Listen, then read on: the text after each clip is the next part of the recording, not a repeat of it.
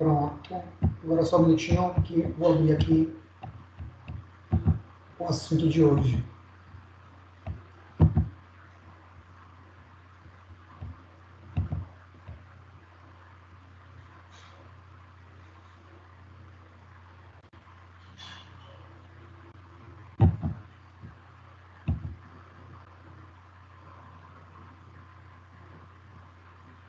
Pronto.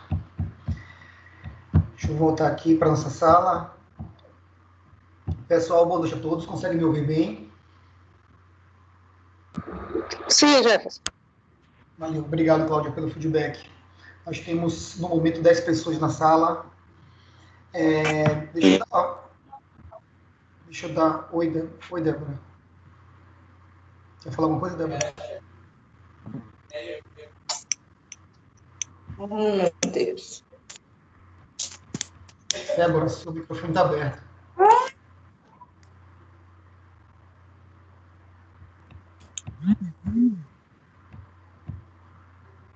Pronto. Olha só. Queria avisar a todos, essa informação também vou dar no final da aula de hoje. Na segunda-feira, eu liguei para o coordenador do curso de Educação Física, o professor Fábio Vanderlei, e ele me passou o seguinte: ele disse que é para que todos os professores finalizem, né, os seus conteúdos teóricos até o final desse mês. E começo da semana, na primeira semana do mês de junho, que serão as avaliações. E mesmo terminando o semestre, a questão teórica, quando as aulas retornarem, quando sairmos do isolamento social, ou no mês de junho, ou no mês de julho, ou no mês de agosto, nós teremos um calendário específico para as práticas. Quero para tranquilizar todos vocês, que vocês está garantido as práticas das disciplinas que vocês têm conteúdo prático, tá?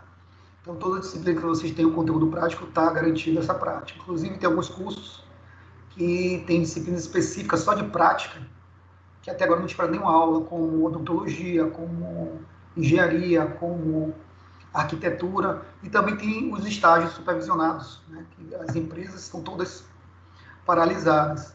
Então, mesmo que tenha finalizado o semestre na questão teórica, terá um calendário específico para as práticas, para disciplinas que são todas práticas, para disciplinas que têm algum conteúdo prático, como as nossas, e também para os estágios supervisionados.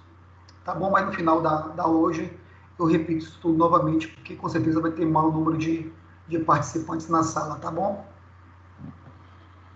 Então vamos para a nossa aula de hoje, vamos falar sobre deficiência visual, né? Então vamos falar de pessoas cegas, pessoas que não que esse órgão do sentido da visão não funciona bem e acaba desenvolvendo os outros 4 órgãos sentidos, né, como o tato, quanto a audição, quanto a gustação e quanto também o paladar. Então vamos conhecer um pouquinho dessa deficiência visual. Mas antes de começar, vou soltar um vídeo para vocês. O vídeo tem áudio também, tá? Para a gente falar um pouquinho sobre essa questão da deficiência visual. Vamos lá. Vou soltar aqui.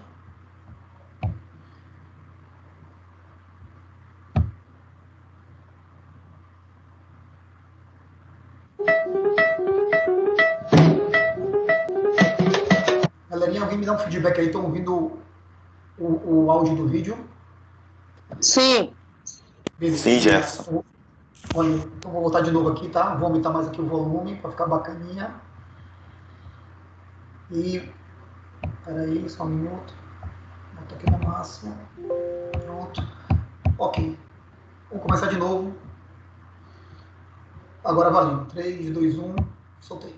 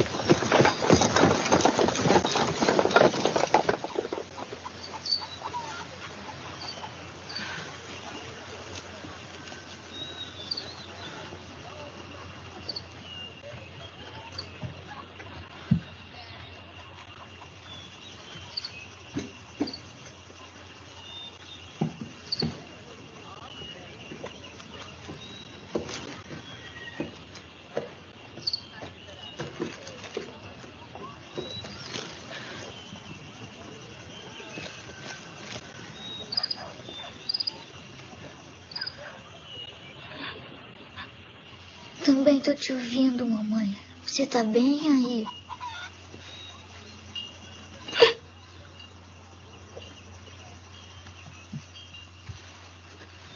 Eu tô bem aqui.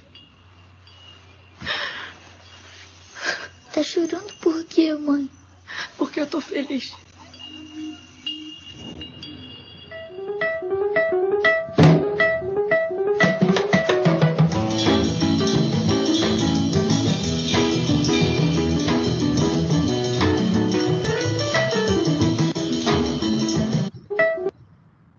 Muito bem.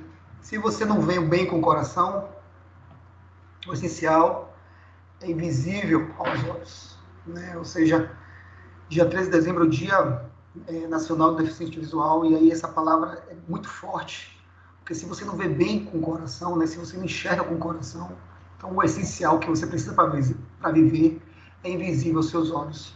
Então essa frase tem uma profundidade muito grande de Antonin Saint-Exupéry, um francês, que fala bem sobre isso. E também esse vídeo que nós vimos antes do grande músico, né, que já nos deixou, ou seja, Charles, ou seja, um cara fantástico no blues, no jazz, e ele nasceu com essa deficiência, né? Ele nasceu cego, mas dedicou todos os seus esforços a tocar piano, a se especializar como músico, se tornou um dos maiores músicos, uma lenda na música mundial. E não existe barreira para a deficiência, né? A deficiência está dentro de cada um. Se eu consigo transformar essa deficiência em eficiência, com certeza eu consigo me desenvolver como profissional. E se eu consigo enxergar o mundo com os olhos do coração, com a sensibilidade, com minha percepção, com meus outros órgãos sentidos que não são preconceituosos, eu consigo perceber o que é essencial para a minha vida, né, para viver. A gente começa falando sobre, ou seja, fisiopatologicamente, o que causa uma deficiência visual. Como é que a imagem ela é formada no cérebro? Como é que esses raios luminosos, como é que a imagem ela consegue ultrapassar a córnea, o humor aquoso, cristalino e ser processada no cérebro? E é isso primeiro que temos que entender. Né? E aqui eu coloquei esse gráfico aqui, que vai do número 1 até o número 6, que a gente vai entender isso agora. O processo da visão acontece da seguinte maneira. Para que ocorra a formação da imagem no cérebro, queridos professores, os raios luminosos, a imagem que a gente consegue ver, visualizar, que são ondas magnéticas que constituem a luz, atravessa a nossa córnea, né? O morco aquoso, o cristalino, o morfítreo e atinge a retina. Todas essas estruturas fazem parte dos olhos, principalmente dos órgãos do sentido da visão. Lembrando que os olhos estão na frente do nosso rosto, mas toda essa imagem e tudo que a gente consegue perceber através dos nossos olhos é processado na região occipital, ou seja, na nuca, lá atrás. Então, a região da visão fica na parte de trás do nosso cérebro.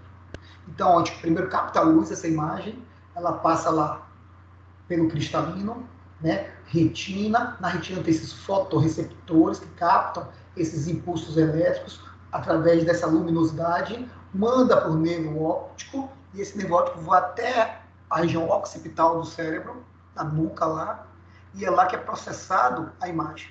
E aí a gente consegue entender esse processo. Lembrando que, às vezes, o indivíduo ele desenvolve uma síndrome. Essa síndrome, o que ele vê refletido no espelho não é realmente o que está na realidade. Então, isso acontece muito com pessoas anorexicas, bulêmicas, vigorexicas. Então, eles se olham no espelho, por exemplo, você tem ideia, a bulimia, ela se caracteriza pelo excesso do vômito, né? Então, a pessoa, ela emagreceu, mas não quer voltar a engordar, e ela tem uma mesa farta, ela gosta de comer bastante, então ela acaba comendo muito, e ela se sente culpada por ter comido muito, porque ela sente fome, e ela começa a provocar o vômito para tirar essa sensação de culpa de comer exageradamente. A bulimia é irmã gêmea da anorexia, e cada vez mais ela quer diminuir a quantidade do alimento, e ela começa a emagrecer. E ela se olha no espelho e a imagem que ela vê dela refletida no espelho não corresponde à realidade. Então ela se vê gorda, mas ela está extremamente magra. Então a anorexia é aquela pessoa que ela come abaixo do que o corpo dela necessita. Ela come uma quantidade de calorias muito abaixo. E ela chega bem próximo da desnutrição ou da desnutrição. E ela se olha no espelho e se vê gorda. Então ela tem um transtorno dismórfico, que é uma dismorfia cerebral, ou seja, a imagem que ela vê refletida dela no espelho não corresponde à realidade. Então isso acontece também muito na academia, a chamada vigorexia. O que é essa vigorexia? É aquele cara que ele não quer perder músculo, então o tempo todo ele fica naquela obsessão de ganhar músculo. Então ele vai para a academia de manhã, de tarde, de noite, todos os dias da semana, e aí às vezes o professor percebe isso, e aí começa a policiar ele, começa a evitar que ele vá na academia, mas ele quer o tempo todo na academia, porque ele tem uma compulsão por exercício físico, uma compulsão por ganhar músculo. Então ele quer ter sempre o corpo perfeito. E aí ele se olha no espelho, e a imagem que ele vê refletida dele não corresponde à realidade. Então ele se vê fraco, magro, então cada vez mais ele quer ganhar músculos. E geralmente ele acaba caindo nos esteroides anabólicos androgênicos, nos anabolizantes. E aí cada vez mais ele se olha no espelho e não se vê forte. O pessoal fala, rapaz, você está gigantesco. Mas quando ele se olha no espelho, a imagem que ele vê dele refletida no espelho não corresponde à realidade. Então, às vezes, o que nós conseguimos visualizar através dos olhos não corresponde à realidade. Porque existe esse transtorno dismórfico, essa doença mental. Mas a gente está falando aqui de uma pessoa saudável, né? Uma pessoa que enxerga corretamente. Então, para que isso ocorra, é preciso que todas essas condições desses fotorreceptores aconteçam. Né? Que tem imagem, que tem a luminosidade, que tem esse cristalino, que tem a retina, que tenha o humor vítreo, que tem esses impulsos elétricos, o nervo óptico, até chegar na região do cérebro, na região occipital, que é processado essa imagem. Então é assim que acontece. Quando alguns desses fotorreceptores estão com alguma falência, ou mortos, ou deteriorados, começa a surgir os problemas de visão, que pode levar a uma cegueira total. Para vocês terem ideia, nas Paralimpíadas, que nós falamos semana passada, lembra? Ou seja, no futebol de 5, ou em qualquer competição onde tenha deficientes visuais, todos eles são obrigados a utilizar uma viseira, um tapa-olho. Por quê? Algumas pessoas ainda conseguem perceber alguma luminosidade, algum vulto. Isso dá uma certa vantagem. Né? Ainda existe algum fotorreceptor naquela estrutura dos olhos que ainda permite ele perceber algum vulto, alguma luminosidade. Por isso que é obrigatório nas competições paralímpicas que todos os atletas que deficientes visuais utilizem viseiras, para que para nenhum deles tenha vantagem na competição. Ok, vamos lá, vamos passar adiante para o próximo slide. Todos que qualquer dúvida, qualquer pergunta, adoro ser interrompido, tá? Então podem me interromper. Bem, o impacto da deficiência visual sobre o desenvolvimento do indivíduo varia muito de pessoa para pessoa.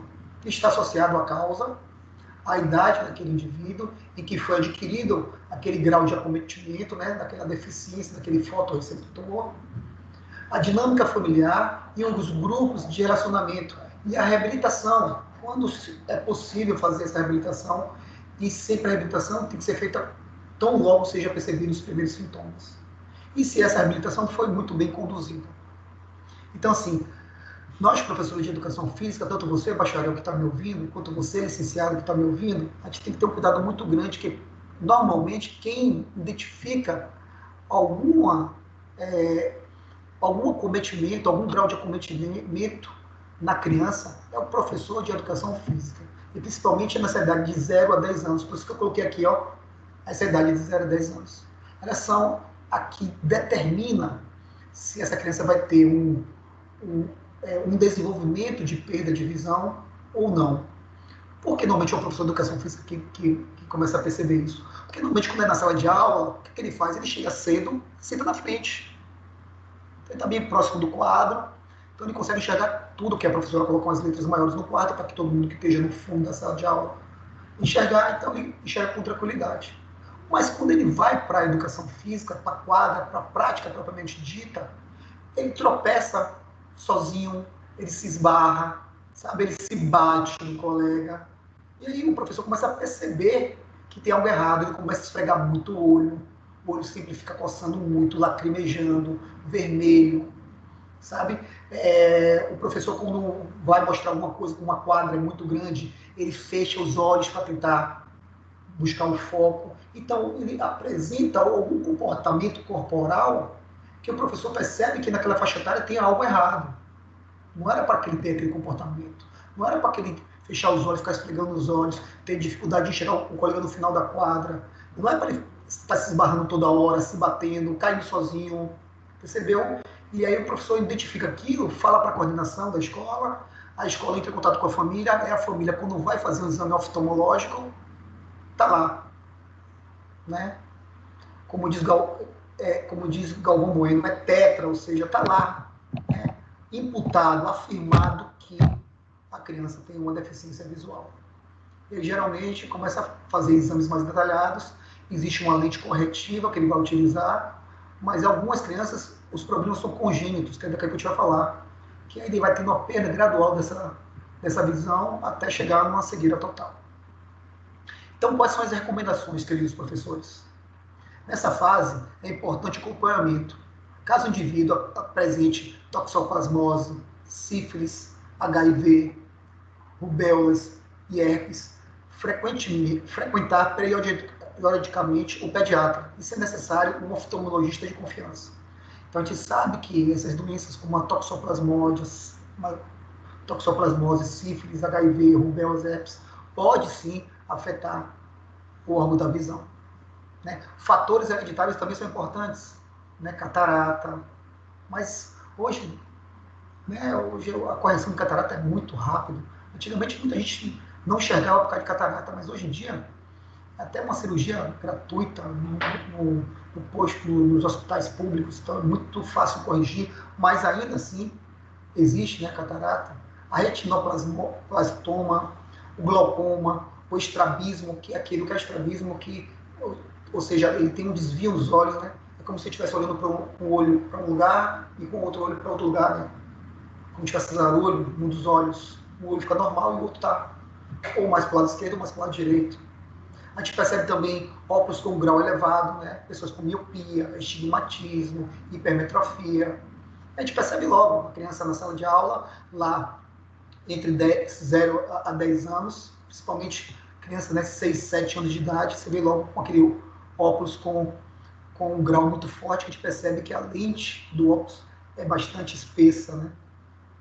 Outro problema que ocorre muito é a exposição durante a gestação dessa mãe a drogas, né? Drogas derivadas do ópio, cocaína, heroína, crack, substâncias psicoativas, né? Ou seja, que agora está o MD, né? Que agora está na moda agora, naquelas drogas sintéticas, álcool em excesso, como eu falei, drogas ilícitas, né? Derivado do ópio, né? Cocaína, crack. Então, tudo isso pode afetar todos os órgãos sentidos, inclusive a visão. Então, como é que nós, professores de educação física, o licenciado e o bacharel, devem ter atenção? Então, como é que devemos ficar atentos?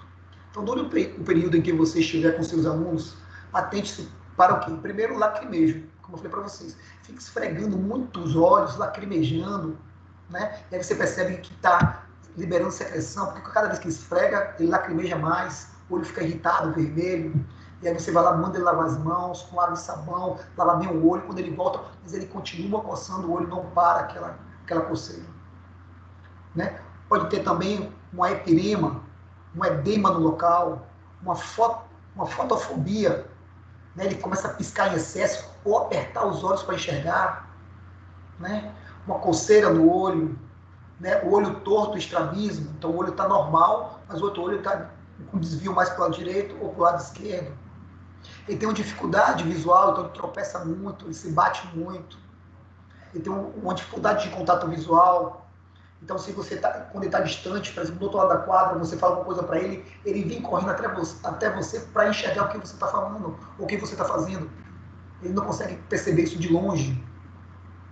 Né? Alguma mancha branca na pupila, né? Olhos grandes, dor ocular, tremor ocular. Esses são alguns fatores que podem necessitar de uma atenção do professor de educação física para diagnosticar precocemente uma pessoa com deficiência visual, ou que ela vai desenvolver uma deficiência visual, ou que ela já está nesse processo e a família não percebeu.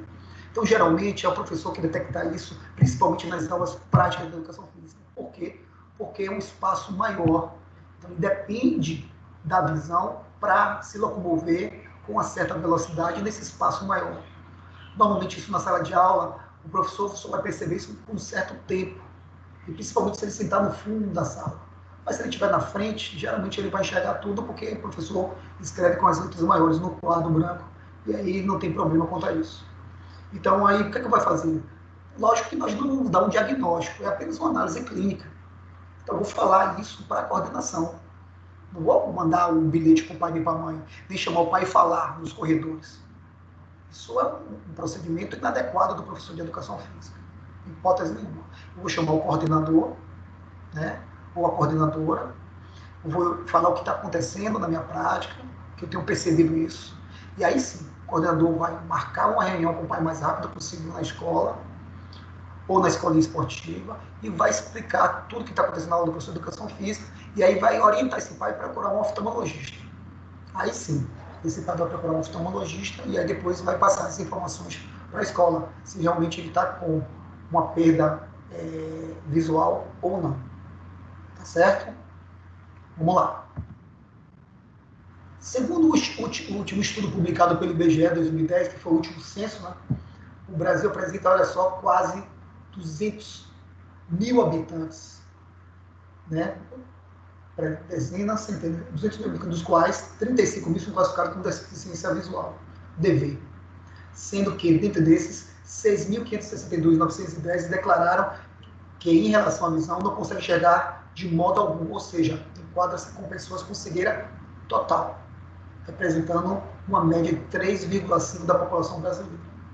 Então, olha só, nós temos uma população com mais de 210 milhões de habitantes, né?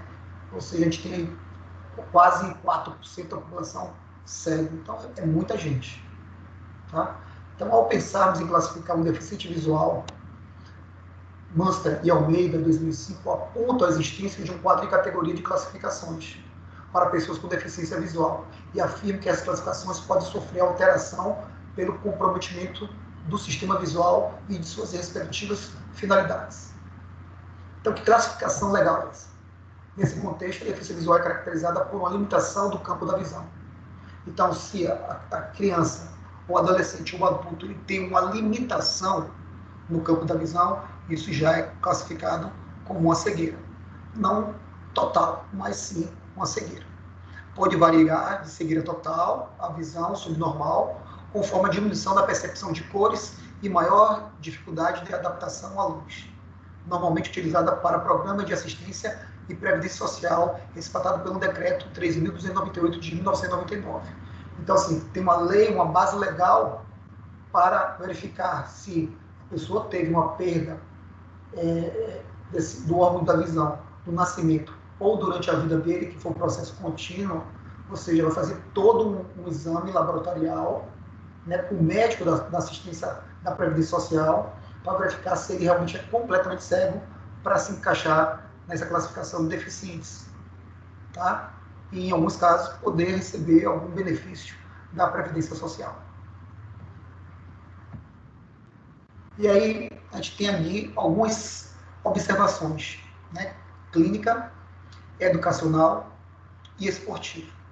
Vamos ver primeiro essa observação clínica. A observação clínica é para um profissional da área de saúde, um médico oftalmologista. Só ele pode diagnosticar algum tipo de perda de visão.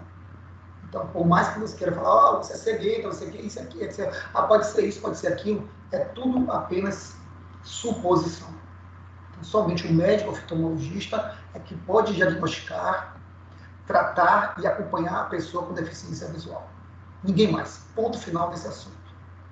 Então, é diagnosticada por meio de exames oftalmológicos e seguem parâmetros internacionais para diagnóstico, tratamento e acompanhamento médico. Então, são vários os procedimentos para verificar e diagnosticar se aquela pessoa tem uma perda parcial, né, uma perda mediana ou uma perda total dessa visão. Um outro fator fora da clínica. A gente vai sair do tratamento médico-terapêutico e entra a questão educacional. Que a educacional se trata tanto ao licenciado em Educação Física e ao bacharel em Educação Física. Então, na avaliação educacional, a situação é considerada a habilidade da leitura, procedimento em que a pessoa pode utilizar de recursos adaptados, como lupas, lentes corretivas, né, óculos, e tecnologia assistida ou acompanhada para leitura e escrita no sistema Braille. Basicamente, essa classificação é utilizada para facilitar a adaptação na escola. E aí eu me lembro muito bem, isso eu não esqueço nunca, isso eu aprendi muito. Eu lembro que eu era quarto ano, né? Quarto ano do ensino fundamental 1. Estudava lá no colégio do Santo Antônio, além do Carmo, lá em Salvador. Estou falando lá em Salvador porque eu estou em Lauro de Freitas, tá, gente? Estou lá em Salvador, lá no Santo Antônio, eu morei ali minha vida toda lá. Saí de lá com 25 anos de idade, 26 anos de idade. Então, no meu ensino fundamental, olha só, ensino fundamental 1, como eu lembro, isso marcou minha vida. Eu estudava numa escola chamada Marquês de Abrantes. Era em frente à igreja do Boqueirão, assim, na ladeira. Assim. Hoje não existe mais essa escola, não. Uma escola maravilhosa. Tinha uma das melhores merindas do mundo. Eu adorava a merenda de lá, merenda de graça. Era almôndega, feijão fradinho, mingau, era uma comida muito bem temperada. Eu lembro até, quando eu penso nisso, eu lembro até do gosto, mas enfim. E a minha sala era no último andar, eram 3 andares a escola. Era um casarão grande, né, gigantesco. Casarão grande, olha só, redundante isso, né? Então, um casarão. E nossa sala era a última, lá em cima, perto da biblioteca. E nesse ano do quarto ano, eu estudei lá no ensino fundamental 1 todo. E no quarto ano, chegou um aluno nosso lá na primeira semana, deficiente visual. E aquilo pra gente, pra toda a turma, era algo, né, excepcional. A gente nunca tinha visto aquilo com proximidade. Lógico, a gente sabia que existia cegos no mundo. Mas uma pessoa próxima da gente, a manhã inteira, era algo muito curioso, no mínimo. E eu lembro que na primeira semana, ele se batia muito, ele errava muito, a gente tinha que ajudar ele para tudo, né? Porque era 3 lances de escadas, tinha o espaço da sala, das cadeiras, a biblioteca, o pátio, enfim, a cantina, que todo mundo sabia exatamente era a cantina, né? Porque todo mundo só queria muito merendar, eu lembro disso muito bem. E aí o que aconteceu? Na segunda semana, ele já tinha autonomia total. A gente não precisava ajudar ele mais para nada, ele andava na sala toda, extremamente inteligente, com perguntas pertinentes, na tabuada, ele era fera na tabuada. Na minha época, se tem ideia, tinha ainda palmatória, né? Ou seja, então ele dava vários bolos nos nossos colegas, porque assim, a professora botava sabatina para um colega fazer com o outro. Quem errasse, o outro que dava bolo de quem errou. Não era a professora que dava bolo, não, ela saía de baixo, deixava a gente fazer isso. Mas normalmente a gente não batia muito forte, porque sabia que quando o outro errasse, também ia sofrer. E aí a gente aliviava um pouco. Mas eu lembro que raramente ele errava a tabuada. Então, extremamente inteligente. Então, ele já na segunda semana circulava a escola inteira. E uma coisa que eu não esqueço nunca é que ele botava aquele caderninho, um caderno normal, e ele tinha era uma tábua de madeira, em cima tinha uma barra de ferro horizontal, que ele cobria todo o caderno, que era o braille. Aí ele pegava como se fosse uma pontinha de uma caneta, só que era um ferrozinho, e aí começava a empurrar aquilo ali e formar o sistema braille, que eu vou mostrar para vocês. Então ele começava a formar o sistema braille. Depois, quando ele tirava aquela placa de metal, ele passava o dedo e lia tudo. Então, aquilo marcou toda a nossa vida. Então, foi um ano de crescimento para mim, para ele e para toda a turma, para professor e para a escola, fantástico. Porque tinha uma pessoa que a gente aprendia, ensinava ele o tempo todo. Então, nesse aspecto educacional, queridos professores, ou seja, pode ter recursos adaptados. Né? O Braille é um deles. A gente também pode ter lupas, que tem crianças que não conseguem enxergar, mesmo com óculos, de perto. Então tem que colocar lupa. Então ele leva para a sala, já tem uma orientação do oftalmologista, então já está na mochilinha dele, então ele já coloca em cima da carteirinha dele lá a lupa. Então, às vezes, quando a letra é muito pequena, ele coloca a lupa lá, mesmo usando óculos, ele tem que colocar a lupa. Tá? E lentes corretivas, que é o mais comum, né, dessa correção. Inclusive, todo mundo vai, um dia na vida, utilizar uma lente corretiva. Né? Todo mundo. É só questão de tempo. Eu tenho 45 anos, ainda não usei óculos, mas muito em breve eu vou estar usando. Né? Isso vai ser para todo mundo. Alguns mais cedo, outras pessoas mais tarde. E a questão esportiva, que também tanto o bacharel quanto licenciado em Educação Física também se enquadra nessa questão esportiva. A classificação esportiva é utilizada nas competições internacionais Blind Sport Association, buscando proporcionar uma igualdade durante a disputa dos esportes voltado para esse público, para definir as categorias das competições. É por isso que essa classificação, para que evite que algum deles tenha alguma possibilidade de perceber alguma luminosidade, algum vulto, alguma coisa que lhe dê vantagem competitiva, todos eles são obrigados a utilizar uma venda, né? Uma venda é obrigatório para que ninguém tenha nenhum tipo de vantagem, tá certo? Então, essas são os 3 conceitos básicos da deficiência visual. A clínica, pelo profissional médico oftalmologista, a educacional esportiva dentro do desempenho das habilidades e competências do professor de educação física, licenciado e bacharel. Isso não quer dizer que na questão educacional os outros professores também não têm interferência também. Lógico, português, matemática, geografia, etc. E tal. Muito bem. Deixa eu voltar aqui novamente, perguntar se está tudo bem. Vocês estão me ouvindo, gente? Deixa eu voltar aqui. Está todo mundo me ouvindo? Está um silêncio danado. Sim. Alguém falou alguma coisa? Já estou triste aqui sem nenhuma fala. Por favor, algum momento, se tiver alguma dúvida, fala, tá? Pode ficar o tempo todo aqui falando sozinho. Mas você sabe o que é isso aqui, né? Já é carência de sala de aula, né? É carência. É carência, é verdade. É o tempo todo falando sem ver ninguém, é terrível. O professor vai falar a mesma coisa com a gente. Mas é carência mesmo, é carência. Jefferson. A pele. Oi, meu amigo, diga. Quando uma criança tem a deficiência visual 100%, tipo, ela não tem nada da visão, ela pode constituir uma escola normal? Sim, sem sombra de dúvida. Ou seja, hoje a escola ela é o grande celeiro da inclusão. Então, crianças com deficiência total, sendo ela congênita ou adquirida, que vamos falar agora, ela tem um direito e tem um dever de participar daquele ambiente escolar. Aquele ambiente escolar é dela. Por isso que as escolas, tanto públicas quanto particulares, têm que se adaptar à questão do piso tátil, dos corrimões, da acessibilidade desse aluno nessa escola. Essa escola tem que garantir esses direitos, que são direitos constitucionais, direito à educação gratuita e pública para todos. Então, sim, é um espaço dela. Ou seja, aquele espaço ela tem que se sentir pertencente. A sensação de pertença dela tem que ser naquele espaço, porque ali não é um espaço de videntes, ali é um espaço para todos. E na aula de educação física, assim, sabemos que quando a gente pega uma turma, a gente faz um planejamento em cima da turma, para poder adequar todos o melhor possível. E no caso de uma criança que não enxerga, como seria, assim, um tipo que pudesse adaptar? Porque, assim, a deficiência visual, ela é muito forte, principalmente para a questão da educação física. A criança fica muito... Ela inibe muito os movimentos por não poder enxergar, entendeu? Aí eu tinha essa dúvida. É verdade. Olha só, quando eu fui dar aula, eu tive essa experiência na minha vida quando criança.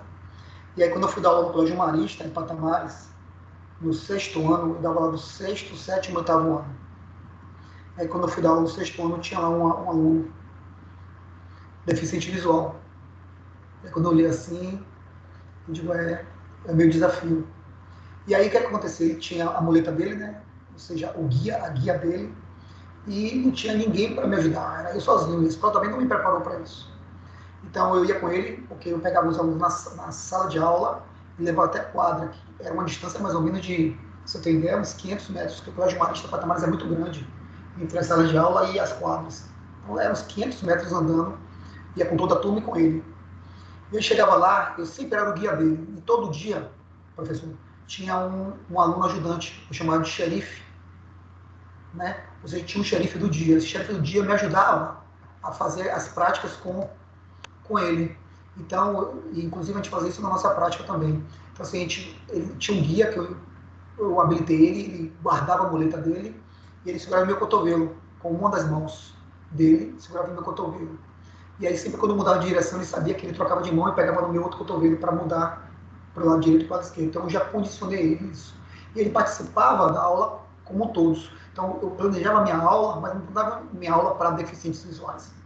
Eu dava para planejar minha aula para todos. E inseria ele no meu planejamento de videntes. Então, ele participava com a limitação dele, mas no meu planejamento de videntes. E aquilo ia. Então, quando eu ia jogar futebol, que ele adorava jogar futebol, inclusive no dia da competição, que é o GI, né, os Jogos Intermaristas, eu falei para ele, Caio, vem cá, você vai querer jogar em que modalidade esportiva? Ele falou, você ainda pergunta, futebol. Aí eu digo, em que posição você quer jogar? Ele atacante. Eu digo, me ferrei.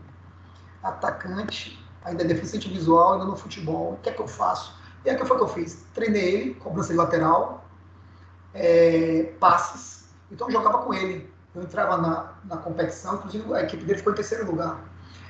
Entrava na competição, então a equipe dele tinha lá 4 de linha, 1 no gol, e mais ele era o 5º homem. A outra equipe só tinha 4 de linha, só que ele era o 5º homem, como se fosse, entre aspas, um café com leite. Então, quando alguém tocava, eu pedia a bola, eu dominava essa bola, passava para ele, e aí quando alguém do time dele falava alguma coisa, ele ouvia, e aí dava o passe com a parte interna do pé. E toda a cobrança lateral, ele era o cobrador da cobrança lateral obrigatória.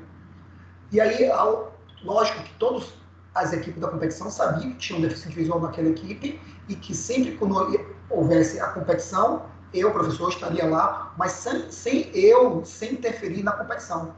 Ou seja, sempre quando eu botava a bola para ele, a outra equipe sabia que não podia tomar a bola do pé dele. Só depois que ele tocasse para alguém do time dele que falou, ele tocava, e aí sim o jogo estava valendo a busca direta para a bola. Então tinha alguns combinados, e isso no congresso técnico, antes das competições, foi tratado, e aí todo mundo aceitou de bom modo.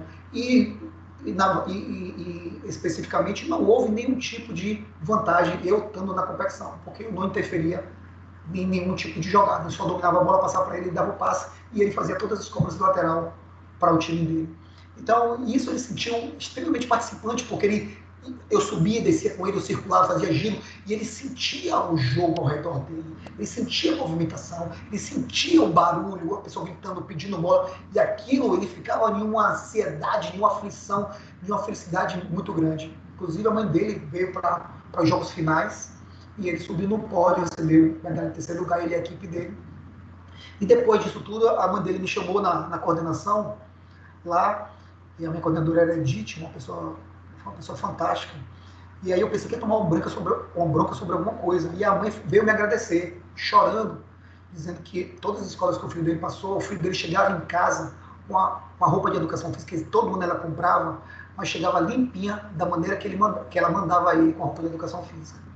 E agora na escola ele ia e voltava com a roupa suja. E teve um fato bem interessante que eu perguntei para ele, falei, Caio, qual disciplina que você mais gosta? Ele falou, educação física. Eu digo, não, cara. Aí você é suspeito de falar porque você adora futebol. Não, ele falou, não, professor, não é por causa do futebol. É porque a educação física, antigamente, eu saía para... Tinha as aulas de educação física, meus amigos iam para educação física e eu não ia. E aqui, no momento da educação física, é o único momento que eu tenho para interagir com os meus amigos. Porque na hora do intervalo, do recreio, ninguém brinca comigo. Olha só que coisa interessante. E aí caiu a ficha, né? Eu falei, caramba, é mesmo, cara. Por mais que ele tá no processo de inclusão comigo na educação física, mas na hora do intervalo dele, do recreio dele, ninguém brinca com ele. Todo mundo sai para fazer seus joguinhos, suas brincadeiras, seus babinhas, com seus grupinhos específicos. E ele fica isolado. Interessante isso, né? Mas... né? E aí, sua resposta, professor, a inclusão, ela se dá na boa vontade do professor de educação física. Se ele quiser fomentar essa inclusão, ele vai conseguir fomentar. Mas se ele não quiser, essa criança vai continuar chegando todo dia em casa com a roupa da educação física limpinha, como ele saiu de casa. Muito bem. Vamos lá. Subdivisão da deficiência visual. Tem um aspecto congênito e tem um aspecto adquirido. O que é aspecto congênito? A pessoa nasceu com essa deformidade no sistema visual. Então, ele nasceu com isso. Então, foi uma questão hereditária ou uma questão na questão gestacional, então alguma implicação, alguma falta de oxigênio, enfim, alguma coisa aconteceu que ele nasceu completamente cego. Então, é uma questão congênita. Já adquirido é aquela perda de visão contínua, crescente, que acontece dia após dia. Então, ela é lenta, mas ela é progressiva. E aí vai aumentando o grau daquela lente corretiva, daquele óculos. Daqui a pouco ele faz um processo de cirurgia, faz o segundo, faz o terceiro, aumenta o grau cada vez mais dessa lente corretiva, começa a utilizar lupas para conseguir ler algumas palavras, e daqui a pouco ele acaba não enxergando absolutamente nada. Tem um blackout total da visão dele. Então, são essas duas subdivisões da deficiência visual. Pode ser congênita, nasceu cego, ou ele pode adquirir durante a vida dele. E você sabe que várias doenças que podem fazer com que isso aconteça. Não é só uma perda gradual da visão, mas também pode ser algumas doenças, né? Sífilis, HIV. Então, vários problemas podem causar esse tipo de perda de visão. Ou traumatismo também, né? Pode ter um traumatismo, alguma coisa também pode ter essa perda da visão. Estímulos possíveis para deficientes visuais. E aí vamos entender nesse gráfico que é bem interessante. Então, lá em cima tem um estímulo, e aí eu posso ter o estímulo auditivo, o estímulo tátil e a propriocepção. Vamos entender esses processos. Primeiro que vem o estímulo auditivo. Então, a pessoa que não enxerga, ela desenvolve a audição dela. Então, essa audição vai ser muito, muito forte, né? Ele vai ter uma atenção sempre com tudo que está ao redor dele quando se fala sobre questões de som, de sonorização. Então, esse estímulo auditivo pode ser sinalética ou pode ser experiência verbal. O que é sinalética? Sinal. Então, você está se comunicando através de sinal. Que sinal é esse? Sinal auditivos. Você está falando com ele. Direita, esquerda, para cima, para baixo. Parou. Um pouquinho mais, um pouquinho menos. Então, você está dando alguns sinais verbais. Ele está ouvindo. Ou pode ser uma explicativa verbal. Você fala, você vai estar por esse lado, e aí você tem que girar para aquele lado, cuidado que do seu lado X, Y, Z tem um obstáculo, e aí você dá todo um cronograma para ele, uma explicativa para ele mental. Ele cria essa imagem mental no cérebro dele. Para vocês terem ideia, pessoas deficientes visuais que são completamente independentes na sua casa, quando vem a faxineira que vai fazer toda a limpeza dessa casa, ela deixa tudo exatamente no mesmo lugar. Não pode tirar nada do lugar. Por quê? Ele já se adaptou mentalmente, ele já criou uma imagem de toda aquela casa, de tudo que ele precisa. Então ele sabe exatamente onde está o celular dele, onde está o talher, onde está o fogão, onde está o fósforo, ele sabe exatamente o interruptor da luz, a porta, o número de degraus, ele sabe exatamente onde está tudo. Então nada sai daquela rotina. Então, quando eu faço explicativa verbal, eu crio uma rotina para ele. Essa questão sinalética pode ser sem interrupção e com interrupção. Tá? Então, o que é essa sinalética sem interrupção? Um aparelho eletrônico. Então, eu posso fazer, pode ser um apito, né? Posso utilizar isso, ou eu posso ser também um aparelho sonoro. Hoje tem alguns aparelhos que você aperta ele, como se fosse um apito, você não precisa soprar, ele é eletrônico.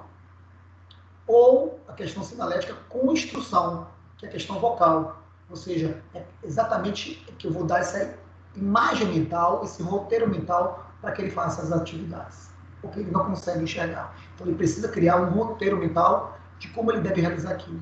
Eu lembro também, quando a gente até trabalha basquetebol com ele não tinha a noção da tabela do basquete.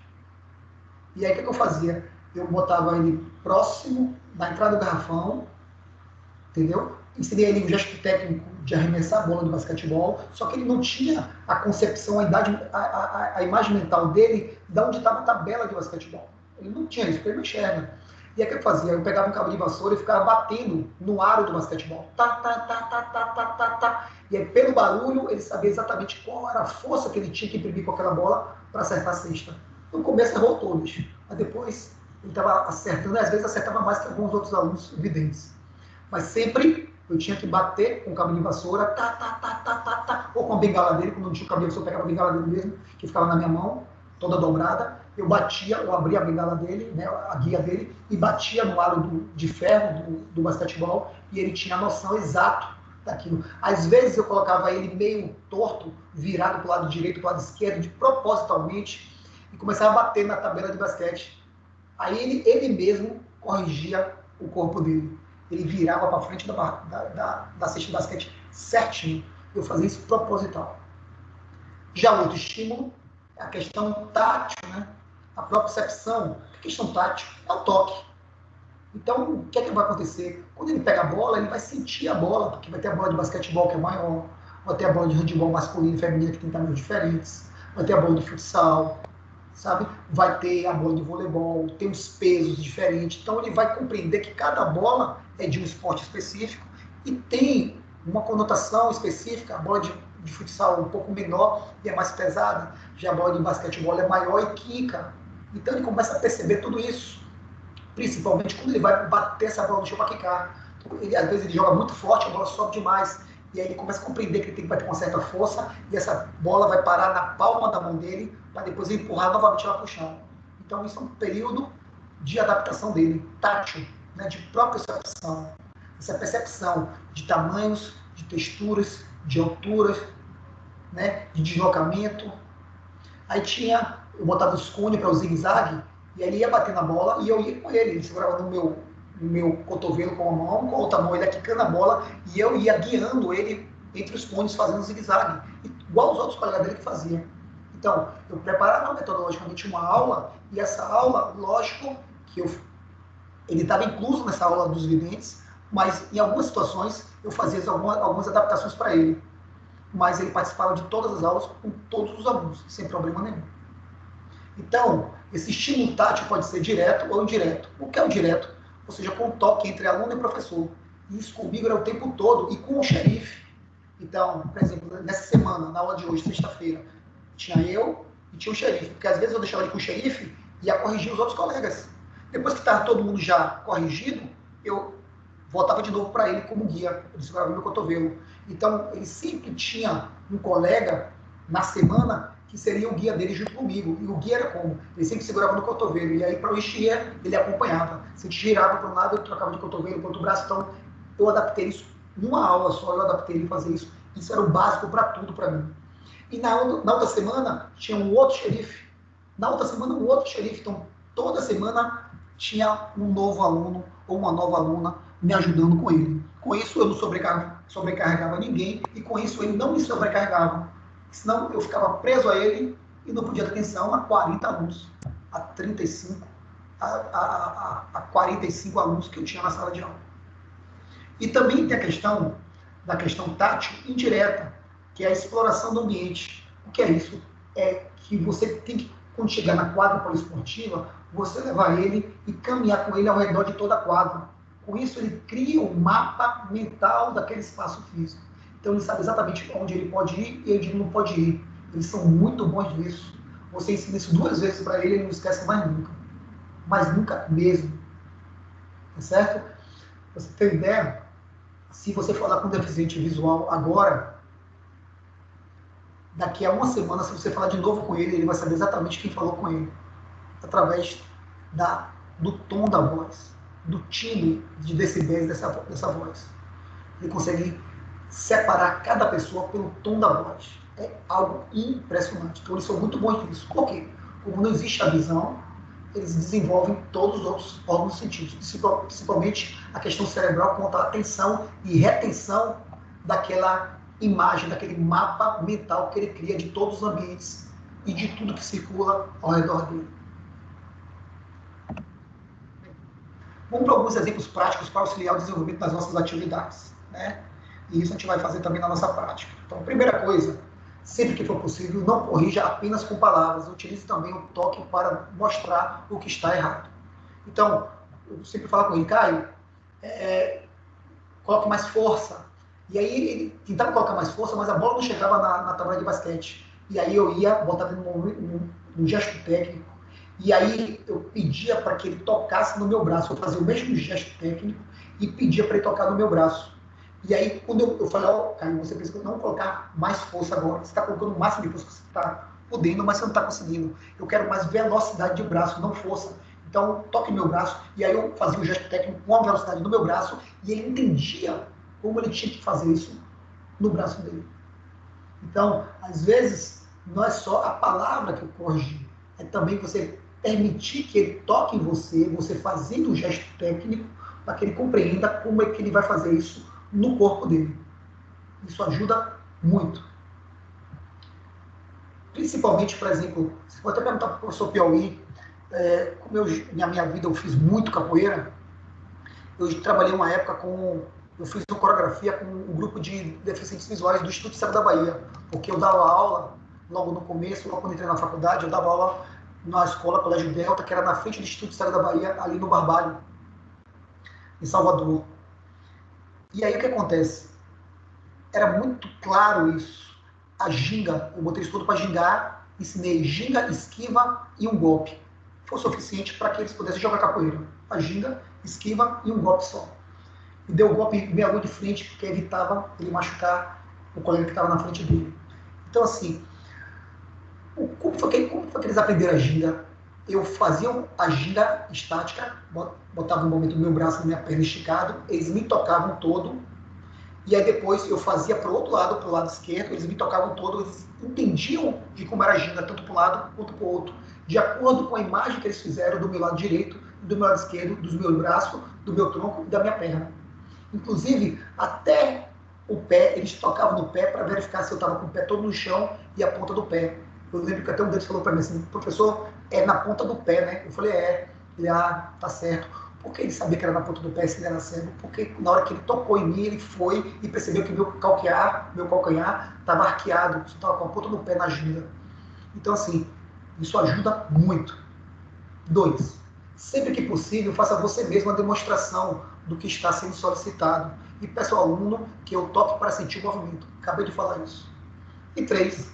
Caminhe pelo espaço com os alunos de deficiência visual, para que eles reconheçam o local. Também já falei sobre isso. Para que eles criem um mapa, um roteiro do ambiente. Eles sempre estão circulando com você. Então, como eu falei para vocês, 2 vezes que vocês fizerem isso, nas 2 primeiras aulas, se você fizer isso, ele já grava com detalhes aonde ele pode avançar e aonde ele não pode avançar. É algo impressionante.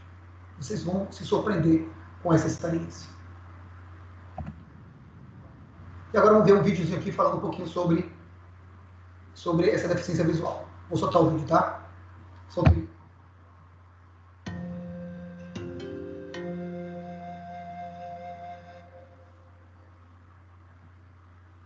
Neste vídeo vamos aprender a guiar um corredor cego. Guiar um corredor cego ou com alguma deficiência visual não é difícil, basta conhecer algumas técnicas básicas. Assim, a corrida se transforma em um verdadeiro esporte coletivo. Primeiramente, vamos conhecer 2 técnicas de guia, comunicação durante a corrida e, finalmente, daremos alguns conselhos práticos. Vamos começar com as técnicas de guia. Na primeira, utilizamos uma corda e na segunda, seguramos o punho do corredor. Se você escolher a corda, prefira uma que meça de 40 a 50 centímetros, ou um modelo elástico. Cada um encaixa o punho numa das extremidades da corda. Se você escolher o modelo elástico, encaixa no dedo médio. Este método é ideal para correr em terrenos planos, mas pode ser inadequado em terrenos irregulares. Nesse caso, é melhor optar pela técnica de segurar o punho. Você pode guiar o corredor cego segurando pelo punho, ou permitindo que ele segure seu punho.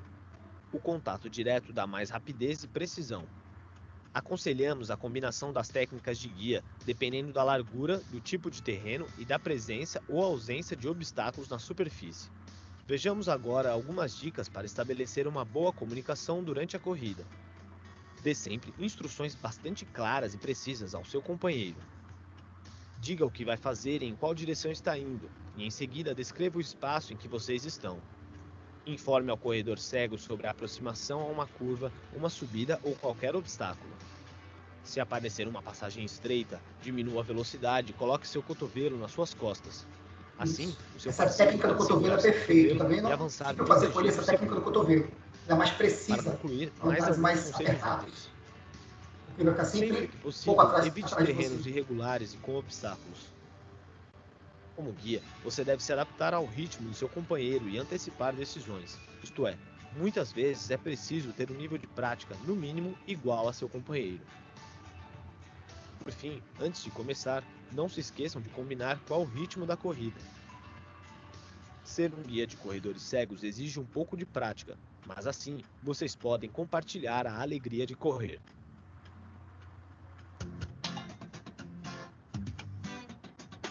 Percebam que sempre nessa corrida, professores, deixa eu voltar aqui para a nossa sala novamente. Você vê na corrida, você percebe que com o passar do tempo, ou seja, começa a correr simultâneos, né, como se fosse uma sombra. Então, corre muito na sombra um do outro. Então, quando tem essa cordinha presa num punho, ou a cordinha mais curta presa no dedo médio, ou seja, a corrida, porque a corrida eu vou alternar perna, também vou alternar braços.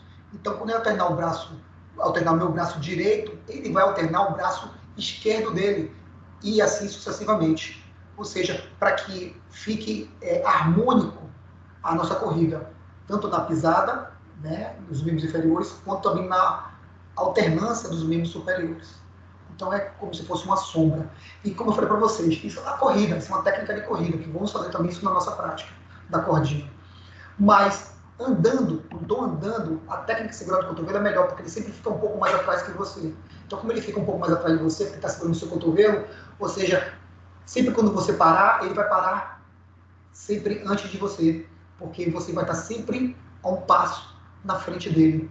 Isso garante uma zona de segurança muito boa, principalmente quando eu colego um aluno xerife, né, um aluno participante daquele dia para me ajudar com esse deficiente visual. Ou seja, a técnica de sempre segurar pelo cotovelo é bem bacana, por quê? Porque qualquer problema que tenha, que possa vir a machucar o deficiente visual, quando o vidente parar, o deficiente visual tem aí pelo menos 1 ou 2 passos para parar antes dele, e com isso o índice de traumas e de acidentes vai praticamente para zero.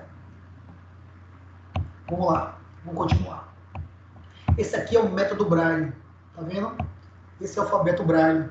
Ou seja, esse alfabeto aqui é como se fosse uma placa de metal do tamanho mais ou menos, deixa eu ver, deve ser uns, eu lembro, mais ou menos uns 15 centímetros.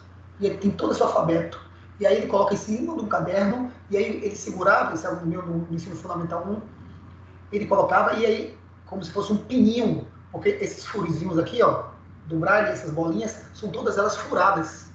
E aí quando ele empurra aquele espetozinho de metal, ele amassa o papel. E aí quando ele passa o dedo em cima, ele consegue ler. Entendeu? Então é um instrumento Braille, já que hoje, mas como isso hoje é feito principalmente de placas, em corrimões, em elevadores, etc e tal, ou seja, ele é para fora, que aí a percepção ele acaba sendo melhor, mas na escrita ela é para dentro, porque ele aperta, basicamente, ele entra no papel. Já em placas ele é para fora, que aí é alto relevo, né? Que aí melhora a percepção da leitura através do tato. E aí vocês verem aí, tá vendo? O A é só uma bolinha, o B 2 bolinhas, o C 2 bolinhas horizontais, o D é cada letra tem um formato, tá vendo? Tem esse formato. E aí tem a letra A, a letra Z, e tem aqui os numerais, né? 1, 2, 3, 4, 5, 6, 7, 8, 9, 0. Você viu? Então, é assim que é o alfabeto Braille. Parece difícil, mas não é não. Até porque quando nós aprendemos o alfabeto, né? E os numerais, tivemos uma certa dificuldade. E para eles também vai ter uma certa dificuldade no aprendizado, mas depois que aprendeu, é igual andar de bicicleta. Ou seja, não esquece mais nunca. E quanto mais utilizar, mais rápido é a escrita dele em Braille. Pronto. Agora segue uma lista de adaptações que devem ser realizadas. Aí trago para vocês algumas adaptações. Inclusive lá na faculdade a gente temos 3 bolas com guiso. A gente vai utilizar muito essas bolas com guiso. Também vou utilizar bolas sem guiso. Mas como que eu vou adaptar? Daqui a pouco eu vou falar com vocês como que eu vou adaptar. Bolas com diversos tamanhos e diferentes densidades. E sempre com guiso. Mas se eu não tenho guiso, e aí o que eu fazer? Eu pego qualquer bola, coloco dentro de um saco plástico, amarro essa bola com o saco plástico, e essa bola vai ficar girando com esse saco plástico em cima dela. Cada vez que a bola girar, o barulho do saco plástico vai ter a mesma sinalização dos guizos, que é aqueles sininhos que ficam dentro da bola. 2. Ao realizar a marcação da quadra e da posição em que deverão ficar, você deve colocar um barbante a fim de proporcionar uma referência espacial para os alunos. É o que acontece no goalball. Lembra que eu falei no goalball? Ou seja, ele passa a mão em cima daquele barbante, que é preso com uma fita, e ele sabe exatamente se ele está na área de ataque ou na área de defesa.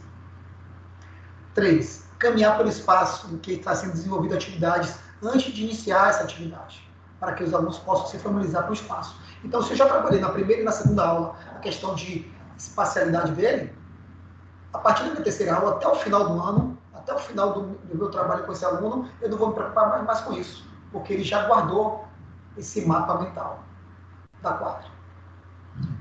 4. Ensinar a contar os passos para auxiliar a localização. Por exemplo, saber que são necessários 3 passos para chegar na linha lateral. Mas isso ele já sabe. Você ensinou ele uma vez, ele já gravou. Se é 2 passos, 1 passo para a direita, para a esquerda, enfim. Aqui, essa adaptação é só para mostrar para ele, se for no futebol de campo, ou se for no handebol, onde está a área do goleiro, que ele não pode entrar no handebol, onde está a pequena e grande área no futebol, onde está a linha pontilhada de marcação no handebol, percebeu? No voleibol, onde está a zona de defesa e a zona de ataque. Então, somente isso, para saber exatamente aquele espaçozinho ali específico de cada esporte. 5. Utilizar comandos verbais. Então, isso é bem interessante. Ou seja, comandos verbais, falar. Lembre-se que em algumas situações eu preciso que ele toque, mas isso é na aula propriamente dito. Aí eu vou pensar em alguns momentos que ele toque em mim, que ele perceba o gesto técnico eu realizando, para que ele execute com maior eficiência. Mas durante os jogos propriamente dito, é só comandos verbais. Então, se ele está comigo, eu sou o guia dele, percebendo meu cotovelo, ou seja, se eu estou correndo com ele, só comandos verbais. Então, estou falando para a direita, para a esquerda, vou diminuir, vou dar uma parada, vou girar, vou fazer uma curva para o lado direito, vou fazer uma curva para o lado esquerdo. Isso ele já domina, fica muito mais fácil. E, por fim, utilizar as vindas em todos os atletas para evitar que algum tenha vantagem sobre o adversário, visto que cada deficiência apresenta um grau de acometimento. Como eu falei para vocês, em competições é obrigatório utilizar vinda. Isso se o grupo todo for deficiente visual. Se só tiver uma pessoa com deficiência visual, não há necessidade. Tá? Eu lembro que Caio, ele sempre ia com uma lupa, né? Ele ia com a lupa dele de gatinho, ele botava. Por quê? Porque você sabe que os olhos do deficiente visual, ele é mais, como tivesse esbranquiçado, e ele mexe muito, mas sem foco. E as pessoas acabam ficando olhando muito tempo aquilo ali. Algumas pessoas podem fazer comentários absurdos, preconceituosos com aquilo ali, e aí eles preferem utilizar óculos de passeio com a lente escura para que ninguém fique olhando para eles, né? E ele, lembra que ele usava muito essa lupa dele. Bem, e aí nas competições, os atletas são definidos em 3 categorias, isso nas Paralimpíadas. A classificação dos atletas com deficiência visual acontece em 3 classes identificadas com a letra B, de blend, ou seja, isso nas Paralimpíadas. B, nessa classe são destinados os atletas com cegueira total, não enxergam nada, nenhum vulto, nenhuma luminosidade, nada, cegueira total, escuridão total, definida por nenhuma percepção luminosa em ambos os olhos, até uma leve percepção de luz, mas sem capacidade de reconhecer o formato da mão em qualquer distância ou direção. B2. Nessa classe, entre os atletas com capacidade de perceber vultos e a forma da mão até a acuidade visual, de 2 para 60, ou o campo visual inferior até 5 graus. Então, imagine só 5 graus, né? Imagine o tamanho dessa lente corretiva, 5 graus, né? Então, é muita coisa. Então, a pessoa que utiliza 0,50, 0,80, 1,25, 1, em alguns olhos, imagine 5 graus. Então, eles conseguem perceber alguma coisa, algum vulto, alguma luminosidade. E já na categoria B3, nessa classe, estão os atletas que conseguem definir imagens com a acuidade visual de 2 para 60 a 6 para 60. E ou campo de visão de mais de 5 graus e menos de 20 graus. Então, é uma classificação um pouco melhor do que a B2. Então, eles já conseguem reconhecer, principalmente, a questão da percepção da mão deles bem próxima dos olhos. Então, eles já conseguem perceber alguma imagem sobre alguma coisa. Por isso que, na competição de deficiência visual, todos os atletas precisam utilizar vendas, para que ninguém tenha vantagem. Agora, tem competições de B3? Tem, específica para esse grupo. E aí ninguém vai usar bandagem. Vendas. Tem competição de B2? Sim. Já na competição B1, ou seja, todos vão utilizar bandagem. Porque por mais que eles tenham uma caracterização de cegueira total, ou seja, alguém pode estar utilizando de má fé. E aí, para evitar isso, evitar alguma vantagem, todos têm que utilizar vendas.